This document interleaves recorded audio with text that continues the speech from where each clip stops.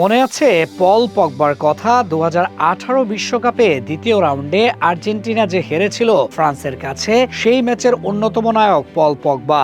শুধু সেই ম্যাচেই নয়, 2018 সালে যে বিশ্বকাপ জিতেছিল ফ্রান্স, সেই টুর্নামেন্টে অন্যতম নায়ক ছিলেন পল পগবা।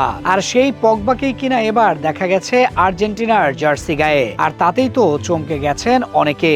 আর্জেন্টিনার জার্সিতে পল পগবাকে দেখে অনেকের মনেই প্রশ্ন জাগতে পারে, তবে বিষয়টি আসলে খুবই সাধারণ। আর্জেন্টিনা দলের প্রতি ভালোবাসা থেকেই 2018 সালে ফ্রান্সের হয়ে বিশ্বকাপ জয়ী এই মিডফিল্ডার অনুশীলনে দেশটির জার্সি পরেছেন। সেবার যখন বিশ্বকাপে আর্জেন্টিনাকে হারিয়েছিল তারা, সেই লড়াই শেষে মেসির কাছে দুঃখ প্রকাশ করেন তিনি। এতেই বোঝা যায় মেসি ও আর্জেন্টিনার প্রতি তার ভালোবাসা কেমন। চোট কাটিয়ে ফেরার লড়াই চালিয়ে যাচ্ছেন পগবা, আর সেই প্রস্তুতির অংশ হিসেবেই নিয়মিত অনুশীলনে ঘাম জড়াচ্ছেন তিনি। তবে এই ফেরার লড়াইয়ের মাঝেই ভিন্ন এক কারণে আলোচনায় এসেছেন এই ফরাসি তারকা।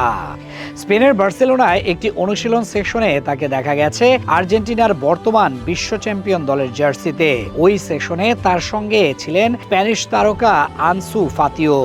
অনানুষ্ঠানিক এই অনুশীলনের কিছু ছবি সামাজিক যোগাযোগ মাধ্যম ইনস্টাগ্রামে নিজেই পোস্ট করেছেন পল পগবা।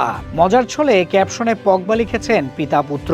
আর্জেন্টাইন ফুটবলের সঙ্গে পগবার এমন সংযোগ অবশ্য নতুন নয়। কয়েক বছর আগে পেশাদার ফুটবলের বাইরে থাকার সময় বন্ধুদের সঙ্গে এক অনানুষ্ঠানিক ম্যাচে তাকে রিভার প্লেটের জার্সি গায়েও দেখা গিয়েছিল। এছাড়া গত বছর ক্লাব বিশ্বকাপ চলাকালে দিয়েগো ম্যারাডোনা এর সাবেক ক্লাব বোকা জুনিয়র্সের অনুশীলন ক্যাম্পেও গিয়েছিলেন পগবা। সেখানে ক্লাবটির সভাপতি হুয়ান রোমান রিকুয়েলমে এর সঙ্গে দেখা করেন। পাশাপাশি মার্কোস রোহোর সঙ্গেও তাকে কথা বলতে দেখা যায়। সব মিলিয়ে তাকে আর্জেন্টিনার জার্সিতে অনুশীলন করতে দেখা অবাক করা কিছু নয়। প্রতিভাবান এই খেলোয়াড় যদি আবারও আন্তর্জাতিক ফুটবলে ফিরতে না পারে, তবেই সবাই অবাক হবে।